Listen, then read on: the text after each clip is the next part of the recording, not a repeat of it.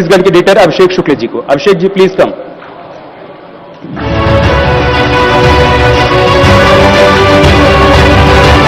Welcome करूंगी TS Satish ji का। Sir please मंच पर आइए और हमारे खास प्रोग्राम की शोभा बढ़ाइए।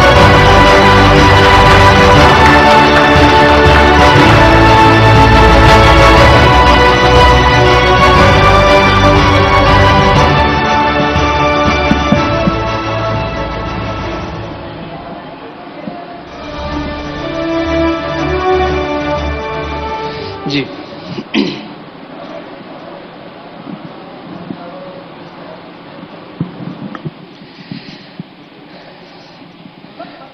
तो इस न्यूज 18 के एजेंडा छत्तीसगढ़ के मंच पे अब बातचीत का सिलसिला शुरू करते हैं। छत्तीसगढ़ के उप मुख्यमंत्री का स्वागत करता हूं। जैसा कि मेरे साथी ने बताया कि प्यार से लोग टीएस बाबा इनको बुलाते हैं। बहुत स्वागत करता हूं सर आपका मंच पे। धन्यवाद सर, चुनाव अब करीब है बेहद और आप बिल्कुल साफ गोई के लिए जाने जाते, बहुत अतिशयोक्तिपूर्ण कोई आप आंकड़े बताते नहीं। आज अगर आपसे आंकड़े पूछूं छत्तीसगढ़ में, क्या आपको लग रहा है किस फिगर तक पहुंचेंगे? 2/3 से कम अगर कांग्रेस की सीटें आई तो मेरे लिए भी व्यक्तिगत तौर पे निराशा होगी। कोई फिगर? साथ ही 75 पार की भी बात कह रहे हैं।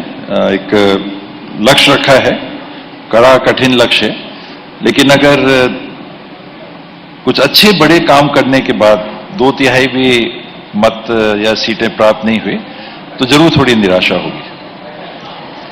आज प्रधानमंत्री की सभा थी यहां पर और आप समझ गए होंगे पिछली भी सभा हुई थी, उसमें आपके एक बयान को लेकर बड़ी चर्चा हुई थी प्रदेश में भी देश में भी। प्रधानमंत्री ने आज फिर से जिक्र किया इस बात का कि उप मुख्यमंत्री सच्ची बात बोल देते हैं तो कांग्रेसी फांसी में टांग देते हैं।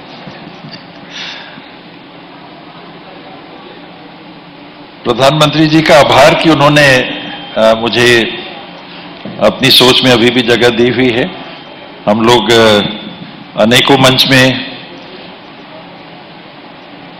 उनके क्रिटिसिज्म में भी बहुत सारी बातें बोलते हैं, लेकिन बावजूद उसके वो एक सरकारी मंच था। शिष्टाचार ऐसी भी होनी चाहिए, वो विशेष शिष्टाचार का अवसर था। मैंने जो बातें कही वो मीडिया में किसी परिवेश विशेष में उठा ली गई और मेरे लिए भी एक अटपटी सी स्थिति बन गई कि इनने तो प्रधानमंत्री जी की तारीफ कर दी। मैंने जो कहा था इस बाबत कहा था कि एक राज्य संविधान में फेडरल स्ट्रक्चर में एक स्थान रखता है, उसमें केंद्र की सरकार के सर्वोच्च चुने हुए प्रतिनिधि आ रहे हैं। मिलके हम लोगों को काम करना है। ये नहीं है कि केंद्र सरकार सब कुछ करेगा, ये नहीं है कि राज्य सरकार सब कुछ करेगी। मिलके काम करना है। राज्य के अपने फंड्स होते हैं, लेकिन केंद्र सरकार से भी कुछ सहायता मिलती है, कुछ तो हमारा अधिकार होता है। फाइनेंस कमीशन जो डिवोल्यूशन करती है 41% तो हमारा अधिकार है, संवैधानिक अधिकार है। उसके अतिरिक्त अगर कुछ योजनाएं हैं तो संबंध अच्छे रहने से छत्तीसगढ़ का हित बेहतर सध सकता है। शिष्टाचार के अतिरिक्त ये भी बातें रहती हैं, लेकिन उस बयान को राजनीतिक रूप से भी प्रेषित किया गया और मुझे भी तकलीफें हुई। मुझे भी जवाबदेही मेरी बन गई, जवाब देने की स्थिति भी बन गई। तो ठीक है, मैंने जो कहा साफ मन से कहा था, मैंने प्रशंसा में नहीं कहा था। मेरा अनुभव रहा अपने विभाग में और मैंने कोई नई बात भी नहीं कही थी। प्रधानमंत्री जी के मंच से पहले भी पीडब्ल्यूडी विभाग का केंद्र सरकार का एक कार्यक्रम था, उसमें भी इस प्रकार की बात आई थी। हम जितना मांगते हैं उससे ज्यादा हमको मिलता है। वो हेडलाइंस नहीं बनी, तो इस बार क्यों मैंने जो बोला वो हेडलाइन बन गया। तो इस बार क्यों बन गई हेडलाइन, क्या लगा? कह नहीं सकता मैं कारण क्या हुआ, लेकिन बना तो। इसके पहले मीडिया ने नहीं उठाया जी, इस बार उठाया। जवाबदेही की बात आपने कही कि आपकी भी जवाबदेही बन गई क्योंकि चर्चा का विषय बन गया। तो ये जवाबदेही क्या मीडिया में लोगों के बीच या पार्टी में भी कोई जवाबदेही बनी या वहां पार्टी के अंदर ज्यादा लोगों ने तो कई लोगों ने उसके बाद मेरे को फोन भी किया या मिले भी तो कहा कि नहीं आपने यानी इस स्थिति ऐसी बनी नहीं थी। उन्होंने कहा आप अच्छा बोला आपने, सब ठीक बोला, छत्तीसगढ़ के हित में आपने बोला। लेकिन पार्टी के अंदर कुछ लोगों ने उसको ऐसा प्रस्तुत किया कि तारीफ कर रहे हैं प्रधानमंत्री जी की। मैं बतौर तारीफ नहीं कहा था। तो उसके संदर्भ में ये बात आती है। आज प्रधानमंत्री जी आपने खुद ही कहा कि बिलासपुर में उनने उसका जिक्र किया, तो राजनीतिक उपयोग उसका होगा तो पार्टी को भी कहीं उसका नुकसान हो सकता है, ऐसी बातें बनती है। ये भी चर्चा हुई कि CWC में भी उसको लेकर बातें हुई, या क्या ऐसा भी ऐसी कोई चर्चा हुई? बाहर ऐसी बातें बहुत सारी तरह तरह की आई। बंद दरवाजे वाली बातें हैं। वहां अमूमन जो पहला अध्यक्ष जी ने मल्लिकार्जुन खड़गे जी ने जिस बात से मीटिंग प्रारंभ की थी वो यही कहा था कि समय समय पर मीटिंग की बातें बाहर जाती हैं, तो कोई भी बात बाहर नहीं जानी चाहिए। यहां से ही मीटिंग चालू हुई थी, तो वो नहीं एक बंदिश लगाई हुई है। मीटिंग की जो भी बातें हैं वो स्पेकुलेशन मानना चाहिए। प्रधानमंत्री आज यहां पर थे, PSC को लेकर भी उन्होंने जिक्र किया कि PSC का बड़ा घोटाला यहां पर हुआ है। क्या लग रहा है चुनावी साल में ये एक बड़ा मुद्दा बन गया और इसका नुकसान उठाना पड़ेगा, या किस तरीके से इसे मैनेज करेंगे? सरकार को उसका जांच करके जवाब दे देना चाहिए। जो बच्चे हैं उनकी आंसर शीट है, कोई किसी का रिश्तेदार हो सकता है जिसे प्रश्न लगता है, उनकी आंसर शीट सबके सामने रख दीजिए। मैं अभी आपके साथ बैठा हूं और मेरे से सवाल पूछा जाएगा, मैं कहा किस चैनल के साथ हूं? न्यूज 18 ने मैंने IBC लिख दिया और मेरे को 10 आउट ऑफ 10 नंबर मिल गए, तो इसलिए मैं पास हो गया। ऐसी कोई बात है तो जो आंसर शीट है उसको सबके सामने रख देना चाहिए और इसका पटाक्षेप होना चाहिए। दो चीजें कि किसी के रिश्तेदार बन गए तो ये कठिन बात हो जाएगी कि कोई रिश्तेदार फिर एग्जाम में भाग नहीं ले सकता। दूसरा कि उसको गलत लाभ दिया गया, ये कभी नहीं होना चाहिए। एकदम पारदर्शी होना चाहिए। 2-2 लाख बच्चे हैं जिन्होंने इम्तिहान में भाग लिया, 2000 लोगों का सिलेक्शन होता है और उसमें अगर कोई सिलेक्ट हो सकते थे और इसलिए नहीं हुए क्योंकि किसी के रिश्तेदार थे या कोई और बात हो गई, तो ये गलत है।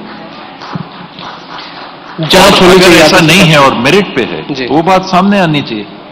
मैंने सही जवाब दिया, मेरे नंबर कम कर दिए गए, तो उसको आंसर शीट रिवैल्यूएशन के लिए मांगते ही हैं बच्चे, तो उसको ओपन करिए, सबके आंसर शीट्स ओपन रखिए कि कोई भी अपना देख सकता है कि मैंने जवाब क्या दिया और मेरे को नंबर क्या मिले। तो ऐसे विवाद नहीं होंगे या बहुत कम होंगे। अगर पहले जांच की घोषणा हो जाती तो शायद आपको लगता है ऐसा इतना विवाद नहीं होता। अब मीडिया में बात आई, लोगों के मन में बात उठी। अभी राहुल जी भी आए थे तो कुछ बच्चों ने उनसे भी इस बारे में पूछा था जी। कभी भी गड़बड़ी की बात हो तो जांच ही रास्ता है। CC के भी आप मेंबर अब हुए हैं और आपके बंगले के बाहर एक लंबी कतारें एक बार फिर से लगने लगी हैं। किस तरीके से टिकट बंटवारे में आप अपना रोल देखते हैं? क्योंकि जैसे आप CC के मेंबर बने, ये भी चर्चा होगी कि कई लोग जो विरोधाभासी बयान दे रहे थे वो बड़े सदमे में आ गए थे। ऐसा नहीं, अपवाद हो सकता है, लेकिन मेरा काम करने का तरीका मेरिट पे रहता है। उसमें अपने साथ के भी कई लोग निराश हो जाते हैं कि हम बाबा आपका हमने साथ दिया, आपने हमारा साथ नहीं दिया। लेकिन मेरी सीमा है, मैं प्रयास करता हूं कि जवाबदारी अगर मिली है, पार्टी हित में मिली है, तो जो बेस्ट पॉसिबल कैंडिडेट मेरे आकलन में है, मेरे को उसके लिए कहना चाहिए। वो फिर पक्ष का है, विपक्ष का है, साथ का है या गुट का है या दूसरे गुट का है, मेरी बनती है या नहीं बनती है, वो बात फिर मैं प्रयास करता हूं कि वो सामने नहीं आनी चाहिए। पिछले चुनाव में जय वीरू की जोड़ी बहुत चर्चित हुई थी, इस बार इस जोड़ी को किस तरीके से देखें हम? भूपेश भाई ने कहा था कि पार्टी की तरफ से जो लोग विधानसभा में जा रहे थे तो उन्होंने कहा कि महाराज मेरे पाटन में महाराज जाएंगे। मैं वहां गया तो सब साथी थे, मीटिंग्स हो रही थी, तो वहां लोगों ने कहा काका बड़ा की जोड़ी अब की चुनाव लड़ेगी। तो जय वीरू अब काका बड़ा हो गए, नया पिक्चर काका बाबा हो गए। काका बाबा, तो ये हिट हो पिक्चर, हम लोग चाहेंगे। तो ये काका बाबा की जोड़ी क्या रणनीति बना रही है? क्या आप लोगों की चर्चा होती है आपस में? जीतने की और जो बेस्ट कैंडिडेट है उनको देने की। कई समीकरण होते हैं, कई जोड़ घटाव होते हैं, कहीं किसी को टिकट देने से क्या लाभ होंगे, क्या हानि होगा, उस सीट में दूसरे सीटों में उनके जीतने के क्या चांसेस हैं। और जितनी मीटिंग साथ हम लोगों ने अभी की है, सब में लगभग निष्पक्ष आकलन करके नाम पैनल, सिंगल, डबल जो भी है वैसा चल रहा है। 2018 में मैनिफेस्टो जो बना था उस कमेटी के अध्यक्ष थे आप, अब आप हैं नहीं, बड़ा रोल माना जाता है उस मैनिफेस्टो का छत्तीसगढ़ में आप लोगों की बम्पर सीट लाने में। अब आप अध्यक्ष नहीं हैं, कितना प्रभावी इस मैनिफेस्टो को देखते हैं, आपका क्या रोल होगा? पिछले चुनाव में मैनिफेस्टो बनाना मैंने एक्चुअली मांगा था राहुल जी से भी। मैंने कहा था कि सर मैं ये काम करना चाहूंगा, क्योंकि मैं खुद भी देखना चाहता था, नेता प्रतिपक्ष के रूप में काम करने का मौका मिला था। और बातें आती हैं कि मुख्यमंत्री भी कौन कौन हो सकते हैं, पीसीसी प्रेसिडेंट, नेता प्रतिपक्ष। तो मुख्यमंत्री के रूप में नाम आए उसके पहले मैं भी जानना चाहता था कि क्या सरगुजा भर में मेरी जान पहचान है, या लोग मेरे को स्वीकार करते हैं, या छत्तीसगढ़ में भी मेरी कोई उपस्थिति है। और मेरी रुचि थी घोषणा पत्र बनाने में, मेरी रुचि है पॉलिसी डिसीजंस में भागीदार बनने में। तो उस रुचि को भी मैं पूर्ण करना चाहता था, मैं अपने योगदान देना चाहता था पार्टी को। तो मैंने मांगा था, ये मौका मांगा था, मिला था। लोगों के बीच में गए थे, लोगों से बातचीत की थी। और घोषणा पत्र उस समय भी मेरे मन में था कि 3 स्तर पे बनाए जा सकते हैं, ऐसे तो और स्तर हैं। आप विशेषज्ञों के साथ बैठिए और घोषणा पत्र बना सकते हैं। बंद कमरे में हम लोग बैठ के 10 विशेषज्ञ घोषणा पत्र बना सकते हैं। पार्टी के साथियों के साथ बैठ के घोषणा पत्र बना सकते हैं, सबको अनुभव रहता है। लोगों के बीच में जाके उनसे भी पूछ के घोषणा पत्र बनाया जा सकता है। तो वो प्रयास मैंने पिछले बार किया था, तीनों स्तर पे लोगों से भी बातचीत की, पार्टी के अंदर भी बातचीत की, और विशेषज्ञों से भी बातचीत की।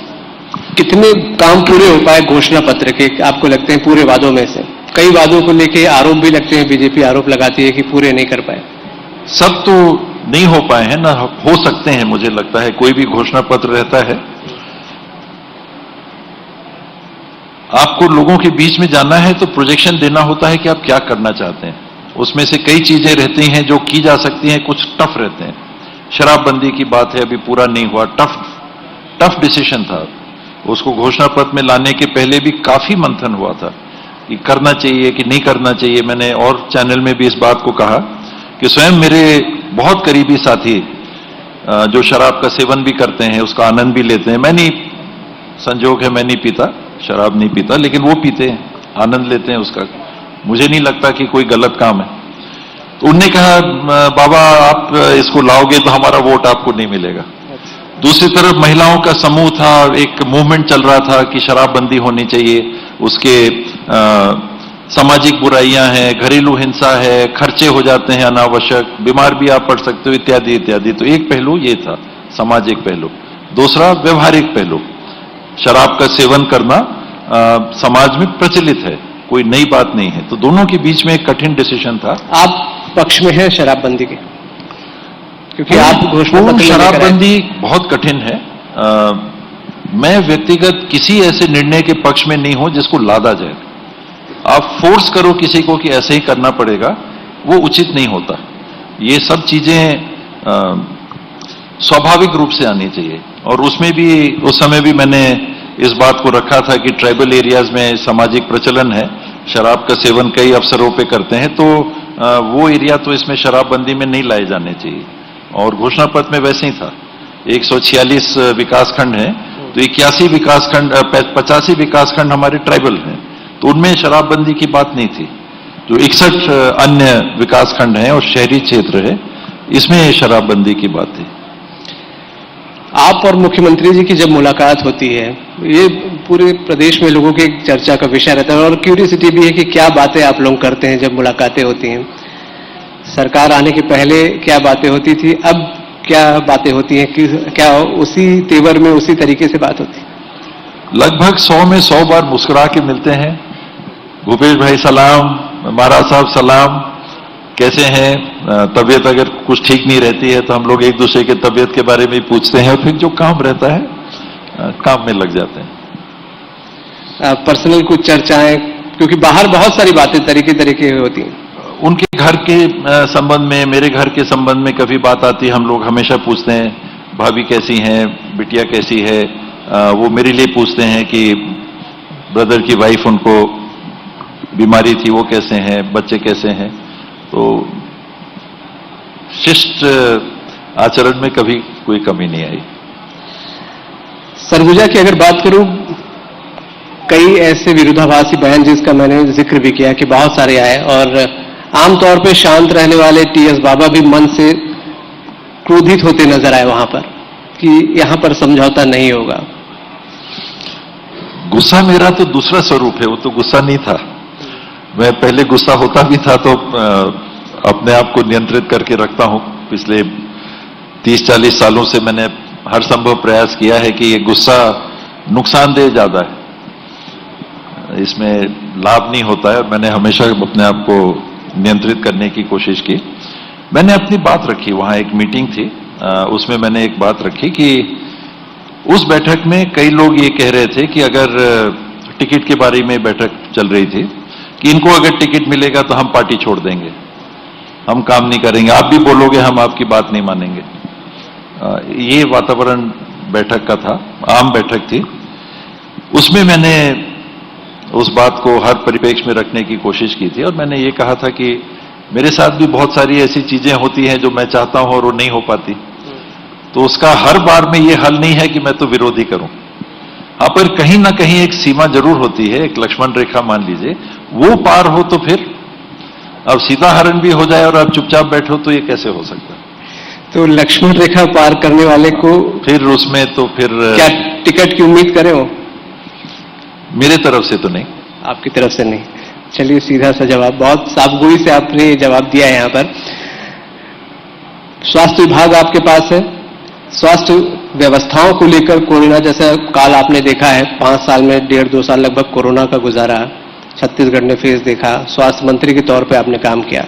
कितने संतुष्ट हैं अपने कामकाज से और क्या लग रहा है कि हाँ, ये चीजें बाकी रह गई? जब भूपेश भाई ने मंत्रिमंडल शपथ के बाद विभागों की चर्चा की, चालू की, तो सबसे पहले मुझे ही बुलाया था। पहुना में हम लोग बैठे थे और उन्होंने कहा था, महाराज कौन से विभाग आप लेना चाहते हो आप? मैंने फाइनेंस के लिए कहा, तो उन्होंने कहा कि ये मुख्यमंत्री जी रखते हैं, तो इस मैंने कहा नहीं, कोई बात नहीं, रखो कोई भी आप, होम ये वो जो भी विभाग। तो मैंने पहला चॉइस स्वास्थ्य विभाग के लिए किया था, और भी विभाग फिर हुए थे। मेरे साथ के लोगों ने और घर के लोगों ने कहा कि क्या बेवकूफी आपने की कि स्वास्थ्य विभाग जैसा ले लिया जिसमें आए दिन कुछ ना कुछ ऐसा होता है, किसी की मृत्यु होगी, कहीं कोई व्यवस्था की कमी होगी, सब आपके ऊपर आएगी, आपकी जवाबदारी बनेगी, क्यों आपने इस विभाग को ले लिया? आपको अर्बन डेवलपमेंट लेना था, आपको पीडब्ल्यूडी लेना था, दूसरा विभाग लेना था। मेरी रुचि थी और है और रहेगी स्वास्थ्य के संदर्भ में, तो उसको मैंने उनसे मांग के विभाग लिया था। और आज मुझे व्यक्तिगत तौर पे काफी संतोष है कि जो स्थिति थी, मुझे लगता है कि बहुत कुछ करने को बाकी है, लेकिन हुआ, काम हुए, अच्छे काम भी हुए। विपक्ष ने एक अलायंस बनाया है, इंडिया अलायंस, किस तरीके से उसे देखते हैं, कितने सहमत है? क्योंकि कहा जाता है अलग अलग मत के लोग इकट्ठा हुए हैं सिर्फ एक चुनाव जीतने के लिए। ये 1977 की चुनाव से जो सिलसिला चालू हुआ, जनता पार्टी का जब गठन हुआ, कांग्रेस के खिलाफ एक इस विचार से कि कांग्रेस को 50% से कम वोट मिलते हैं और वो इतनी इतनी सीटें लेके गवर्नमेंट बनाती है, सब एक हो जाओगे कांग्रेस हार जाएगी। ऑब्वियसली जिसको 40% वोट मिलते हैं तो 60% तो दूसरे को मिल रहे हैं, 60% एक हो जाएगा तो 40% हार जाएगा। जनता पार्टी बनी, अन्य कारण भी थे, कांग्रेस हारी, और तब से जो सिलसिला चला ये गठबंधन की सरकारों का चल पड़ा। उसमें भी 2-3 राष्ट्रीय स्तर के चुनावों में कांग्रेस ने अलग रह के ही, रहते हुए ही चुनाव लड़ा, बाद में यूपीए बना। तो जब ये रियलाइजेशन आया कि एनडीए पार्टियों के गठबंधन के साथ बन के वोट के विभाजन को रोकने में सफल हो पा रहा है, उनके भी घटक अलग अलग लड़ते तो किसी एक पार्टी को उतने वोट नहीं मिलते कि इतनी सीटें मिल जाएं। तो उस बात को देख के फिर कांग्रेस ने भी ये तय किया कि हम भी ठीक है मिलके लड़ेंगे। वही सिलसिला अब आगे बढ़ा है। आज एनडीए मजबूत स्थिति में दिखने लगी है, 2 चुनाव वो जीती है। भारतीय जनता पार्टी के स्पष्ट बहुमत के बाद भी एनडीए को उन्होंने अस्तित्व से मिटाया नहीं है, एनडीए अभी भी बरकरार है। उसमें यूपीए के आगे जाना, यूपीए की सीटें अभी 200 के अंदर ही हैं, तो इसको अगर 273 तक हमको ले जाना है, 272 तक हमको ले जाना है, पार्लियामेंट में 543 का 272, तो स्वाभाविक है कि और कुछ आपको करना पड़ेगा, जो डिवीजन वोट्स के हो रहे हैं। तो पर दिक्कत कई बार हो जाती है कि उसी अलायंस का कोई अगर अलग तरीके का बयान दे दे, सनातन को लेकर एक बयान आ गया था तमिलनाडु से, उसको लेकर जवाब आप लोगों को भी देना पड़ता है। इसमें आप देखें कि एनडीए का जो हिस्सा था, अकाली दल अलग हो गया, एआईडीएमके अभी उनने बोला हम अलग हो जाएंगे, उनने घोषणा ही कर दी कि हमारा नाता हमने तोड़ लिया। तो संबंध नए बनते हैं, बिगड़ते हैं, तो हर दल के साथ ऐसा होता है। और इंडिया अलायंस के पीछे केवल वोट के गणित के अलावा भी ये बात है कि देश में जो चुनौतियां देखी जा रही हैं, उनका अगर हमको सामना करना है तो ऐसे अलायंस के बिना कठिन होगा। तो देश की वर्तमान परिस्थितियों में बदलाव लाने के लिए एनडीए के सामने हमको मजबूत ऑल्टरनेटिव अगर देखना है तो यूपीए से आगे बढ़ के इंडिया अलायंस जैसे समूह को हमको साथ आना होगा।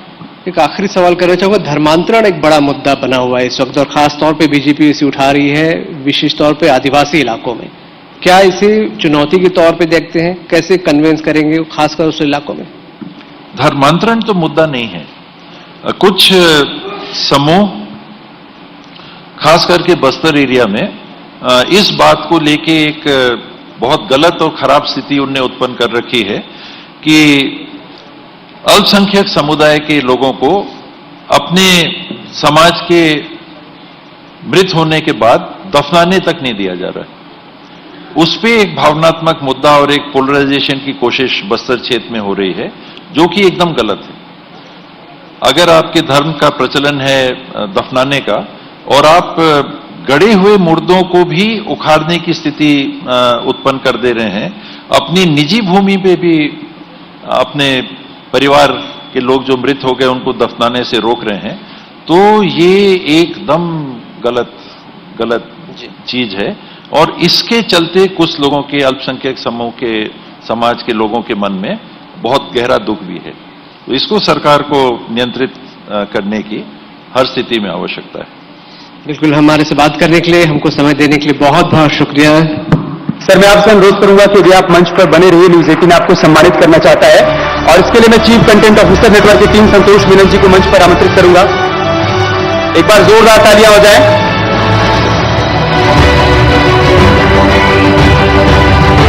तालियां बजती रहनी चाहिए।